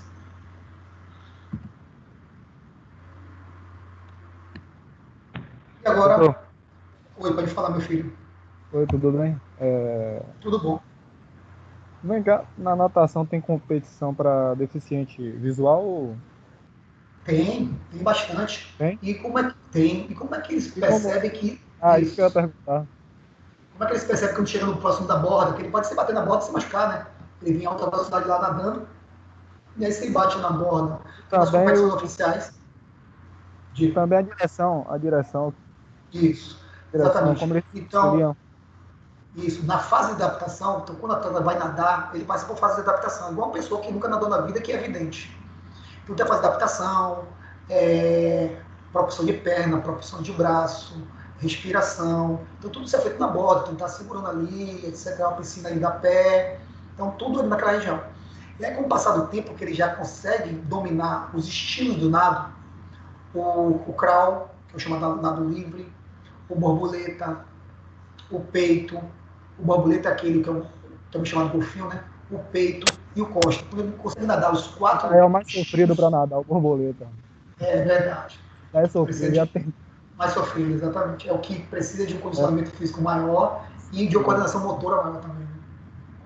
E aí, quando ele domina os 4 estilos do nado, ele começa a nadar. Só que ele também tem a sinalização das raias, tanto do lado esquerdo dele quanto do lado direito dele. Então, se ele entortar, ele vai bater na raia, ele sabe que ele tem que colocar um pouco mais força para o braço direito e sair dessa raia. Então, no começo, ele começa, lógico, se bater na raia direita e na raia esquerda. Então, sempre vai nadar em raias, que são aqueles flutuadores que estão separando cada marcação daquela linha preta no fundo da piscina. Então, aquela parte que fica na superfície, sobre a água. Então, ele começa a nadar com aquilo ali. Depois que ele já domina aquilo ali, ou seja, ele já tem o senso de nado dele sem problema nenhum. Só que ele vai nadar uma competição. A competição é quem chega primeiro. Então ele tem que nadar o máximo que ele puder em velocidade. Tanto o nado crawl, quanto o costa, quanto o peita, quanto o golfinho. O nado borboleta. Então assim, ele tem que nadar a alta velocidade. O que é que acontece? Numa competição de natação, é a competição que tem maior número de árbitros. Em média, 15 árbitros em uma competição de natação. E aí eles ficam com uma varinha longa, e aí o atleta, quando está chegando próximo da piscina, ele toca, por exemplo, faltando assim, mais ou menos, faltando 3 metros mais ou menos de chegar na piscina, faltando 2, 3 braçadas, ele toca com essa varinha nas costas do atleta, e o atleta sabe exatamente que ele está faltando 1 ou 2 ou 3 braçadas para chegar na borda da piscina. E aí, se ele tiver que dar a virada olímpica, ele dá 2 braçadas na virada olímpica e aí já dá impulsão com as pernas. E aí vai embora. Se for para finalizar, ele já sabe que vai dar 2 ou 3 braçadas para tocar nessa borda da piscina. Inclusive, como o meu computador está espelhado com vocês, eu vou abrir aqui o Google e vou mostrar para vocês aqui. Só um minutinho, peraí.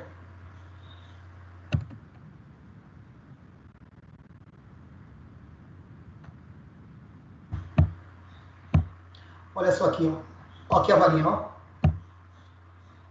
Tá vendo aqui? Se estou conseguindo visualizar. Deixa eu botar outra imagem aqui. Ah, para essa imagem ficou melhor. Estou conseguindo visualizar? Tô. Aqui, essa varinha, tá vendo? Então, quando tá chegando próximo, ele toca aqui, ó, nas costas do atleta. E então ele sabe que ele vai dar 2, no máximo 3 braçadas para chegar na borda da piscina. Se ele tiver que voltar, ele vai dar a virada olímpica. Se não tiver, ele vai finalizar com a mão na borda. E com isso ele não se machuca. E sempre ele vai nadar com as raias. O que são as raias? São essas boias laterais. Certo? Vamos lá. Vamos voltar para aqui e vamos ver o último vídeo aqui. Só uma dúvida, Jefferson. Diga, pode falar, meu filho. Tipo, na hora que ele perde a direção, ele toca na boia, volta de novo, ou ele já, quando se acostuma, ele tem um senso de direção já... Isso, exatamente. Se ele está em nível de competição, ele já se acostumou, então ele não tem mais como entortar e bater nas boias laterais, nas raias laterais. Então ele já nada certinho na raia sem problema nenhum, porque ele já passou por todo o processo de adaptação. Mas quando ele está começando, ele tem alguns erros que até até quem enxerga também tem, né? Que eu também Sim, exatamente. eu praticava. Você não Exatamente. batia, mas perdia a direção um pouquinho. Isso, Ia um pouco às vezes tortava um pouquinho, aí quando você tocava o cotovelo, o braço, aí você voltava, né? Isso. Agora lembre-se que isso é no processo de adaptação. Quando o atleta está em processo de competição, essa questão já é primária, então ele já não erra mais não. É como um atleta de corrida. Deixa eu mostrar aqui para vocês, só um minutinho, peraí. Deixa eu mostrar aqui a corrida e a natação em competição. Segura só um pouquinho. Deixa eu botar aqui no YouTube.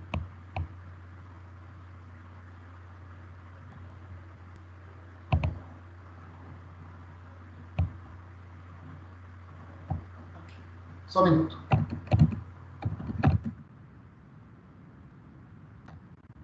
Aqui. Olha só aqui. Deixa eu soltar aqui essa imagem para vocês.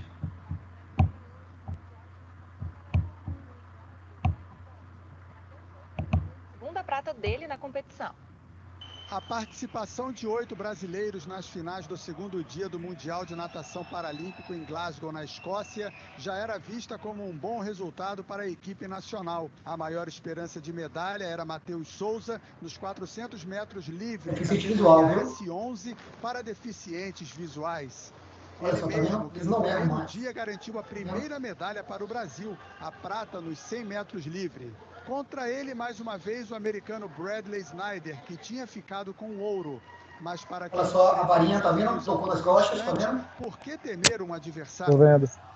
Eu saiu da piscina achando que tinha ficado com a prata, mas Snyder havia errado uma virada e cresceu a expectativa de todos de que o nadador poderia ser desclassificado e o Brasil ficaria com o ouro. Na zona mista, só esperança. Matheus é um amigo, Matheus é um menino que, poxa, vem evoluindo ano a ano, é um cara que merece. Pra mim já ganhou, pra mim já é ouro. Ai, meu Deus, é muito... Beleza.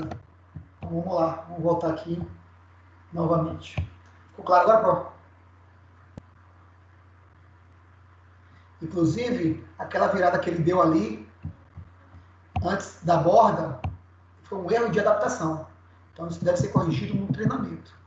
Então, a sinalização foi tocada nele, ele deu 2 ou 3 braçadas e girou antes da borda, ou seja, quando ele tentou dar impulsão, não conseguiu, ele perdeu tempo para voltar para a borda, para depois dar impulsão para voltar os outros 50 metros. Então, ali foi um erro de estratégia de competição, ou seja, de treinamento, porque eles treinam em alto nível.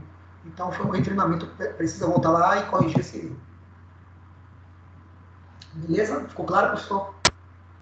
Fiquei. Pô, ficou claro assim. Beleza. Vamos lá. Agora então, teve um nadador paralímpico que perdeu, tipo, ele foi teve um que perdeu tempo dando abraçado, o outro veio por baixo. Deu a pernada e conseguiu.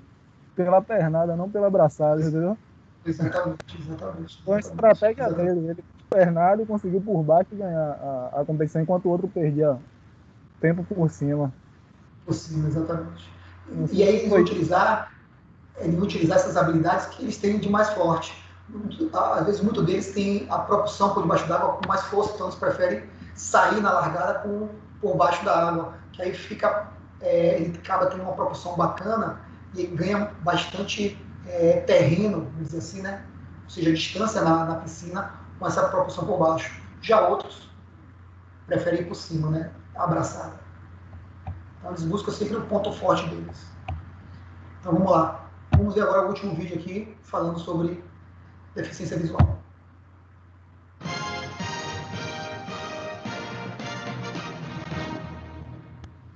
A nossa última Olimpíada, não, a última Olimpíada foi em 2016, Jogos Mundiais. Saiu o goalball, tá vendo? Olha só, todos eles usam viseira, são 3 jogadores de cada lado. E o gol o tamanho da quadra inteira deles. No goalball existem 3 posições, ala direita, ala esquerda e pivô. Então, o pivô que fica no meio, a quadra do voleibol, respectivamente, as 2 posições, né? Um na ala direita e outro na ala esquerda. Então 18 metros, a gente ali no chão tem uma marcação tátil, né? Você chegando perto e passando a mão, tem um barbante por debaixo da fita que demarca a quadra e é ali que a gente se situa para a defesa. E no fim, o arremesso, né, que é a bola chegando no nosso corpo, a gente tem que encaixar certinho a técnica da defesa para não deixar a bola escapar. O dado ali é muito fundamental, né? A noção espacial, a comunicação é importante nesse jogo.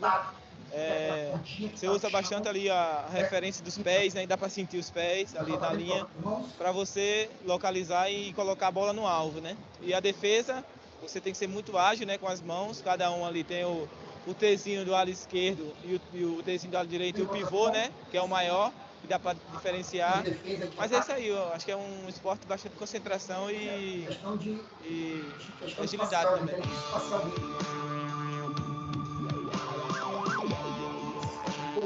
O guiso da bola ajuda muito, mas a gente consegue perceber a movimentação do time adversário.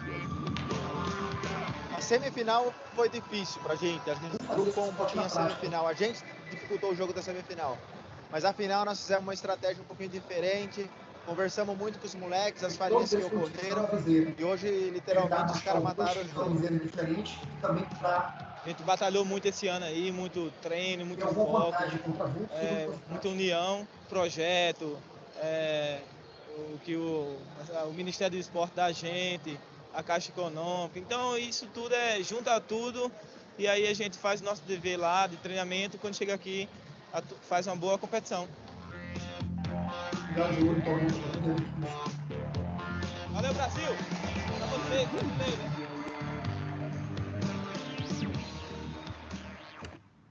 Muito bem, galerinha. Agora é com vocês. Dúvidas, perguntas, fiquem à vontade. Perguntar qualquer coisa sobre deficiência visual. Temos 18 pessoas na sala.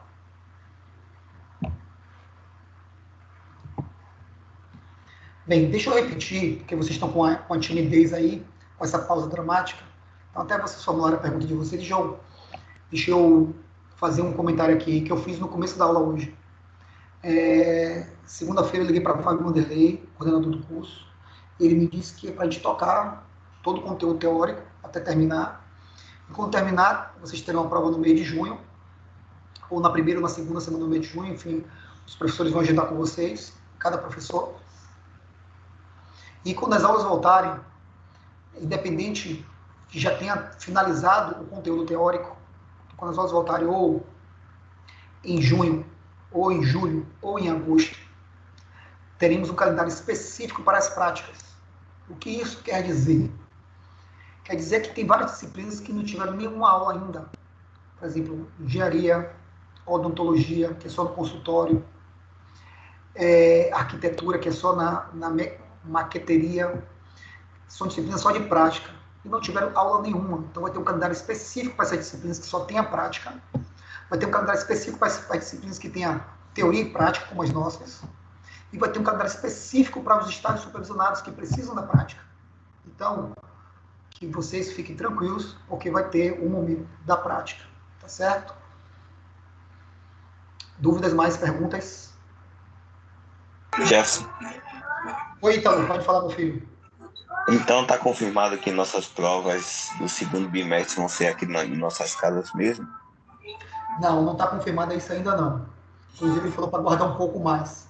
Ele não sabe ainda se a faculdade, através do AVA, vai fornecer essa disciplina para você de acordo com o acesso de cada aluno, ou se o professor vai manter as avaliações também através do AVA, que vocês entram e faz a avaliação. Ou se o professor vai ter uma liberdade de fazer algum outro tipo de avaliação.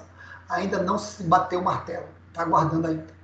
Então vai ser uma dessas três situações. Ou o professor vai ter liberdade de fazer a avaliação como ele quiser, ou essa avaliação já vai vir pronta, aí vocês vão acessar pelo AVA de vocês em cada disciplina e fazer essa avaliação institucional, ou o professor vai formular a avaliação pelo AVA, pelo portal AVA, e você vai ter lá o dia e o horário específico para fazer essas avaliações.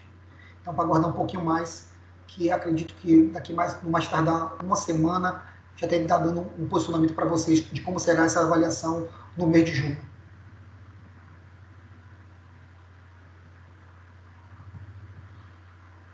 Dúvidas mais, perguntas? O senhor já falou dos filmes que o senhor pediu para assistir semana passada? Não, deixa eu falar isso. Boa. É porque eu cheguei atrasado. Oi, chegou na boa hora também e com boa lembrança. Ainda não. A gente está só finalizando. Rapidinho. as dúvidas sobre deficiência visual. Diga, meu amor. Prof, rapidinho. Eu tava vendo aqui o vídeo do Golbol. Uma dúvida. Eu percebi que eles fazem um giro antes de arremessar. Esse giro é obrigatório? Não, boa observação.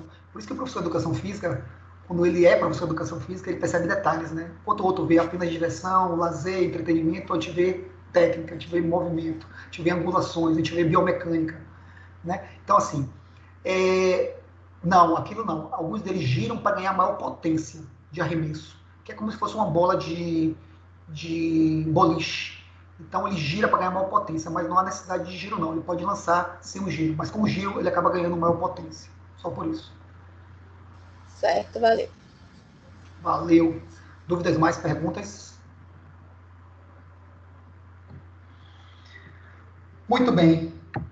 Olha só, galerinha, depois dessa pausa dramática, tá tudo tranquilo, nós temos 18 pessoas na sala. Então, olha só. Semana passada eu passei para vocês 3 vídeos, tá? 3 vídeos. E no final do segundo bimestre, eu também vou passar mais 3 filmes para vocês. Agora, o que eu passei os 3 foi referente às 2 deficiências do primeiro bimestre, que foi deficiência intelectual, né, alto QI e baixo QI, e também a deficiência auditiva. E aí eu coloquei 3 filmes sobre essas questões. E agora no segundo bimestre, quando a gente finalizar o segundo bimestre, também vou passar para vocês 2 filmes, um sobre deficiência visual e um filme também de deficiência motora, que é o nosso assunto da próxima semana. E aí o que eu quero dizer para vocês? Que eu coloquei para vocês o Milagre da Sala 7, com baixo coeficiente intelectual, e Extraordinário, com alto coeficiente intelectual. E um filme também para deficientes auditivos, que foi Tempos Modernos de Charlie Chaplin. Isso. Alguém assistiu algum filme desse para a gente poder bater um papo? Alguém assistiu? Eu assisti os 3. Eu assisti Cela 7. Cela 7. Então vamos começar com... Eu assisti os 3. Os 3? Boa, que perfeito. Então vamos lá. Então vamos discutir os 3 rapidinho aqui. Vamos abrir comentários primeiro para o Milagre da Sala 7, com baixa deficiência intelectual. O que vocês conseguiram perceber aquilo ali, naquele filme, lógico, com todo o drama, né? Com toda a questão do preconceito e aquele final, né, surpreendente, que dão essa chance para ele e ele vai viver a vida dele em outro lugar com a filhinha dele que ele tanto ama, né? Eve, como é o nome da filha dele? Eve. Ova, isso, obrigado. Ova e Memo. E Memo, isso, muito bom. E aí, aquele final é surpreendente. Então, assim, o que é que você percebe quanto à questão do baixo coeficiente intelectual? O que é que vocês perceberam? Ele era dependente, ele era independente? Não, ele era independente, mas tem uma parte mesmo que chama atenção, que é na hora da execução. Na parte da execução que tentam enganar ele, achando que ele não vai perceber, mas ele percebe. Porque as pessoas acham que, por conta da deficiência intelectual, ele não vai sacar aquilo que eles estão falando, mas ele percebe. Aí ele fica olhando para a cara deles, entendeu? Então ele é bastante dependente, apesar da deficiência dele. Isso. Mais alguma observação que assistiu? Uma característica muito forte dele, de Memo, é que ele era muito amoroso, né? Muito, muito. Um grau de sensibilidade absurdo, né? Perceberam também a autossuficiência financeira dele? Então, isso que eu ia colocar. Isso, fala pra gente aí. Ele fez o quê? Ele fazia o quê? Ele na verdade, ele queria ganhar para pagar o que ele podia comprar. Ele não queria nada de graça. Ele queria, como eu vou dizer, pagar com o dinheiro dele, sem precisar de como eu vou dizer, que fugiu a palavra. Exatamente. Sem precisar da compaixão dos outros. Exatamente. Nem da avó dele, né? Da avó dele, não, da mãe dele, né? Então, assim, ele tinha independência. Ele foi, a filha dele queria muito aquela sacolinha, né? Alguém pode falar desse trecho? Cara nadando. Ele fez tudo, né? Foi vender as maçãs na feira, na festa, né? E já na intenção de comprar a sacola que Ova tanto queria. Mas, infelizmente, né, com o poder falou mais alto, ele com a inocência dele queria muito, e por causa da inocência, ele foi jogado no chão, né, foi discriminado, né, e assim, o que me chamou a atenção também, a menina que ficou com a mochila, ela teve a sensibilidade, né, também tinha uma sensibilidade, a filha do capitão. Ela depois ficou amiga do rapaz, né, de Memo. Então, Memo era independente, ele era sensível, muito sensível, carinhoso, né, e assim, o amor dele pela família superou tudo, superou todas as deficiências dele. E nem todo mundo, só as pessoas sensíveis puderam entender isso. Começaram a conhecer mesmo, né? Então, essa deficiência dele transformou a cela 7. Né? Todo mundo que estava ali dentro da cela 7 saiu diferente. Caramba, você falando agora. Ninguém falou mesmo ali dentro. Estou todo arrepiado, é verdade. Muito forte.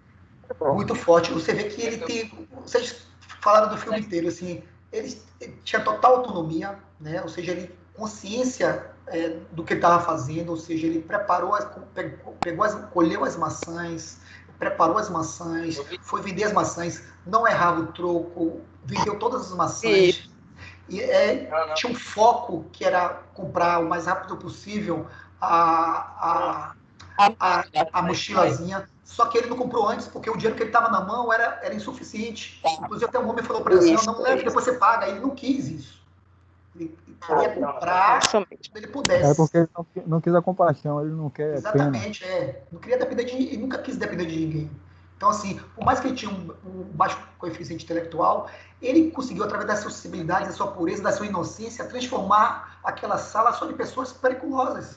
Pessoas que mataram. E assim, uma coisa importante, Jefferson, a mãe dele, né?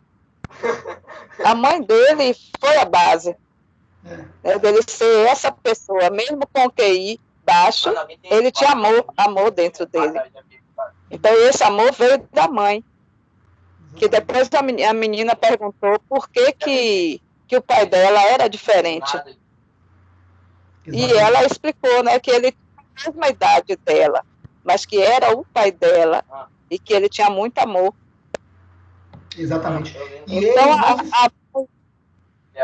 pode falar, Jeff. E ele não se sentia diferente dela. Isso. Diferente. Ele era igual a todos. Aquilo ali, a sensação de pertença naquele ambiente era total dele. Então, assim, por mais que as pessoas achavam que o pai dela era infantilizado, né, tinha um comportamento social de uma criança no corpo de um adulto, você vê que ela não perguntava ao pai, ela ia perguntar à vozinha dela. E a vozinha tinha todo um cuidado de explicar porque o pai era daquele jeito. Né? E o que era mais importante, o que você falou, Débora, era o amor que ele tinha por ela. E como aquilo superava todas as dificuldades.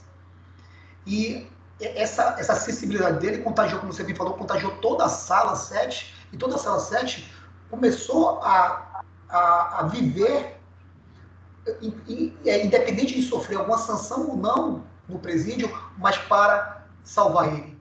Porque ele sabia que ele não era capaz de realizar aquilo, por mais que ele tivesse uma baixa inteligência emocional ou intelectual, porque baixa inteligência intelectual não significa dizer ignorância, violência, agressividade, maldade. Eles conseguem aprender absolutamente tudo. Às vezes demora um pouco, eu vou ter que repetir algumas vezes para que ele aprenda, mas ele é capaz, sim, de ter independência, de ter uma vida comum como qualquer outra pessoa. Que na verdade ali foi um preconceito da sociedade, né? Sociedade, exatamente. No tempo não tinha o conhecimento, que apesar que temos hoje, mas ainda somos ignorantes. Calma. Não abriu não, pai? Exatamente. Bem, quem assistiu, vamos sair do Milagre da Sala 7, vamos para o Extraordinário. Quem assistiu o Extraordinário? Aquela criança que nasce com aquela deficiência congênita, né, da face. Eu assisti, agora eu assisti no cinema.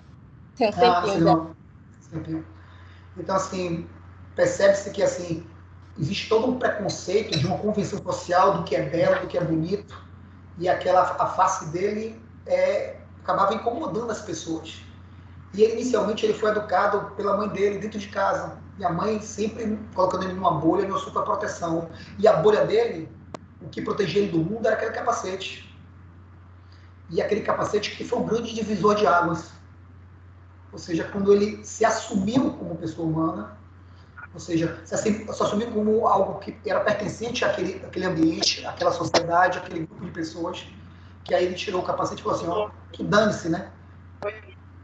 Não, eu também não, filho. Que me acha estranho, que me acha diferente, mas eu quero ser feliz. E aí você percebe que, através do QI dele, intelectual, desenvolvido principalmente para ciências, alguns alunos, e aquele que foi o primeiro amigo dele, se aproxima dele por causa desse QI intelectual avançado, né? Para buscar vantagens, né? Do coeficiente intelectual dele elevado. E depois ele se surpreende com aquele comentário inoportuno no dia das bruxas, e aí ele, mais uma vez, ele toma um baque na vida dele. Mas sempre, como também no filme Milagre da Sala 7, a família como base, né? Como uma família importante. Né? O alicerce das famílias para segurar toda a onda, sabe? Para que todo dia, por mais que o filho avance um degrau, ou ele recue 3 degraus, de acordo com a ignorância da sociedade, a família vai estar ali apoiando e dando um novo sentido para ele continuar a caminhar, né? Como isso é importante. E aí depois tem aquele final surpreendente, né? Que tem um conflito dele com a irmã, na verdade não dele com a irmã, da irmã com ele, né? Porque ele acaba sendo o centro das atenções, o centro do mundo da família dela, e ela se sente um pouco mais afastada. Mas aí a irmã também percebe isso, né? Que ele tem uma necessidade que precisa de um cuidado maior, de uma atenção maior, e no final há esse equilíbrio familiar entre a irmã dele mais velha e ele. E como ele consegue avançar na escola, naquele grupo social, de uma maneira satisfatória. E por fim, Tempos Modernos. Assistiu o Charlie Chaplin? Fala um pouquinho aí. O que é que tem a ver com o mundo de hoje? Já faz tempo que eu assisti, eu não assisti ele todo. Mas eu creio que fala de uma sociedade no campo industrial e da sobrecarga de trabalho com as pessoas. Que eu lembro até da aula de educação física, que Madison até fala, que eram mais de 12 horas de trabalho. Aí aquele filme, se eu não me engano, fala disso. Que já faz muito tempo que eu assisti, ele não reassisti de novo. É mais ou menos isso. Eu entendi, aquele filme, Charlie Chaplin, trata principalmente da segunda revolução tecnológica, né? Das empresas, dos maquinários, principalmente na época do Fordismo e do Toyotismo, que basicamente as fábricas ao redor dela tinha as vilas de famílias de operários que trabalhavam naquela fábrica, morava do lado da fábrica, ou seja, a fábrica construía essas casas para que as pessoas morassem ali próximo e saíssem da sua casa e fossem trabalhar, depois voltassem para sua casa. E ele percebe que ele é escravizado pelo sistema. Alguém fala um pouquinho mais aí? Prof, tem a questão também dos efeitos, né, causados pelo excesso de trabalho naquela época. E Charlie Chaplin teve um período de estresse. Ele foi internado. Como louco, né? Como louco. É verdade. Aquela questão da automatização do trabalho, ou seja, ele fazia a mesma coisa, ou seja, aquela fragmentação dentro do trabalho, né? Então ele fazia aquele mesmo movimento naquela esteira de produção, ele e cada vez mais o patrão queria aumentar a produtividade. E aquela esteira cada vez mais rápido, a velocidade, e cada vez mais dava aumentar a produção, e ele cada vez mais aumentava a velocidade da produção, daqui a pouco ele caía na máquina. Ou seja, e aí o cair daquela máquina, o cair naquela... Oi, diga. É muito engraçado. Então, cair naquela máquina significa que ele fazia parte daquela engrenagem. Ele também era uma máquina. Transformaram ele em uma máquina. E aí, como você bem falou, professora, ele surta, né, psicologicamente e emocionalmente. E aí começa a fazer tudo fora de uma padronização, de uma convenção social. E aí chama o sanatório, o manicômio, para vir buscar ele, né? Dentro da fábrica. E aí depois, o que é que acontece? Aí depois, ele foi preso. Ele foi preso várias vezes. E ele gostava de ficar preso. Porque lá no presídio tratavam ele bem. Então, ele fazia de tudo. Ele ia para a rua, tentava trabalhar e não conseguia fazer nada certo. Aí ele voltava, era preso. E voltava várias vezes para a cadeia. Aí, nesse período, ele conheceu uma órfã. Isso! Isso. E aí ele se apaixonou por ela, ajudou ela, inclusive, a fugir várias vezes. Ajudou ela a trabalhar. Ela ajudou muito ele também, mas ele não conseguia ficar em emprego nenhum, porque ele não conseguia fazer nada. Porque ele curtia. Você não exato. Ele levava...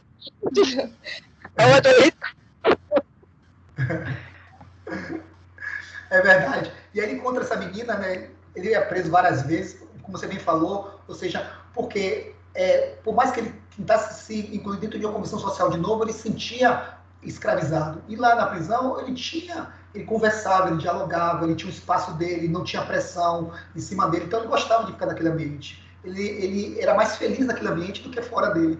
Mas depois ele descobre o amor, né? Uma vida social. E aí ele descobre essa menina que é uma órfã, e aí começa a ter uma relação com ela próxima, ajudar ela, como você bem falou várias vezes, mas depois ele se separa dela e também tem uma convivência muito também individualista, muito só.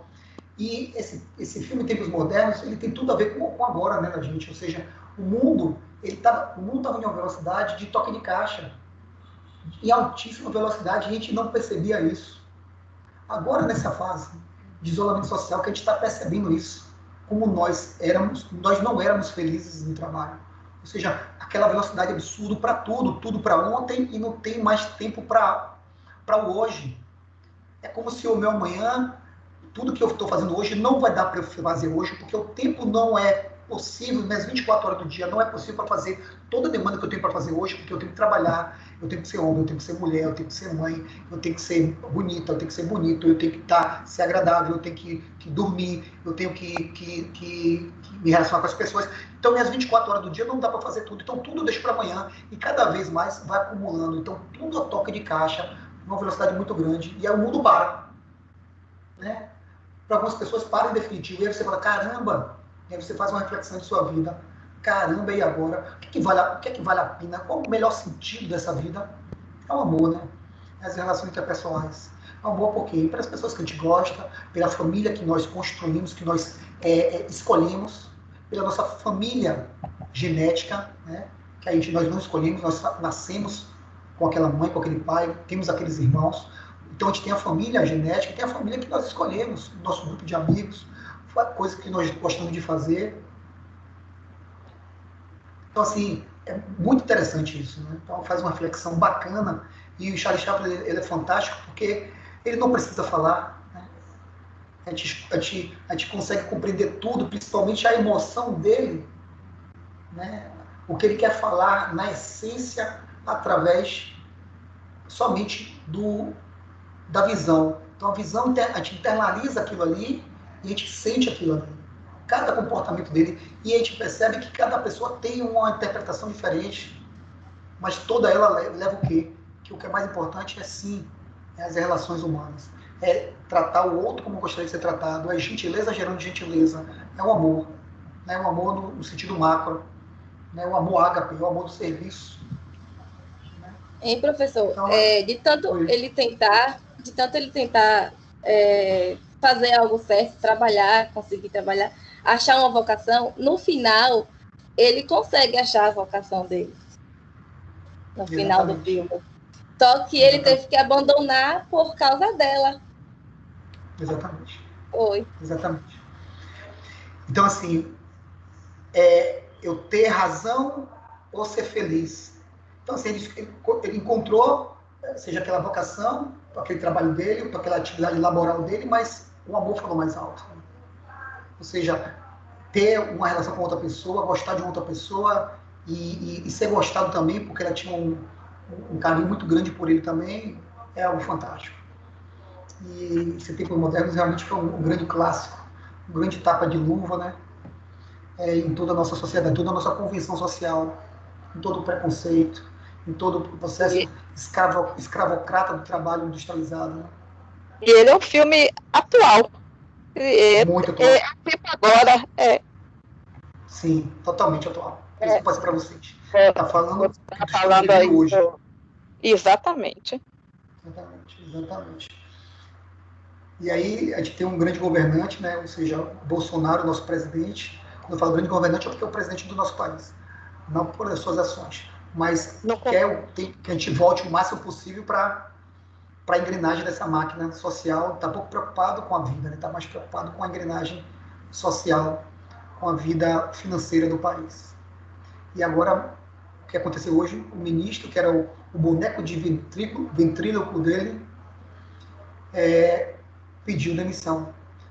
Com certeza, por que ele pediu demissão? Porque, com certeza, a classe dele médica falou assim, cara, você não precisa disso. Né? Ser desautorizado, descredenciado a todo momento. Para que isso? Só para ter o título de ministro da saúde.